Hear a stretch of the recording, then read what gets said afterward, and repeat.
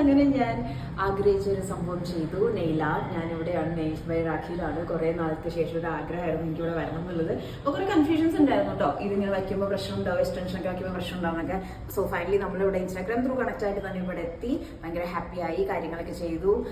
നല്ല അറ്റ്മോസ്ഫിയർ ആണ്, ഇവർ ഭയങ്കര സപ്പോർട്ടിങ് ആണ്. എനിക്ക് നെയിൽ കളർ എടുക്കാനായിട്ട് ചെറിയൊരു കൺഫ്യൂഷൻ ഉണ്ടായിരുന്നു. പക്ഷേ റാഖി കൂടെ നിന്ന് ലക്ഷ്മി എന്നൊരു കുട്ടിയാണ് എനിക്കിത് ചെയ്തു തന്നത്.